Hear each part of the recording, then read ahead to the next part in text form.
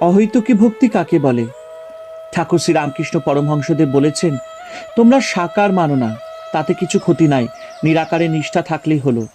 তবে সাকারবাদীদের টানটুকু নেবে, মা বলে তাকে ডাকলে ভক্তি প্রেম আরও বাড়বে।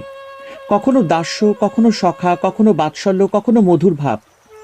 কোনো কামনা নাই, তাকে ভালোবাসি, এটি বেশ, এর নাম অহেতুকী ভক্তি। টাকা কড়ি মান সম্ভ্রম কিছুই চাই না, কেবল তোমার পাদপদ্মে ভক্তি। বেদ পুরাণ তন্ত্রে এক ঈশ্বরেরই কথা আছে ও তাহার লীলার কথা। জ্ঞান ভক্তি দুইই আছে। সংসারে দাসীর মতো থাকবে, দাসী সব কাজ করে, কিন্তু দেশে মন পড়ে আছে। মনিবের ছেলেদের মানুষ করে বলে আমার হরি, আমার রাম, কিন্তু জানে ছেলে আমার নয়।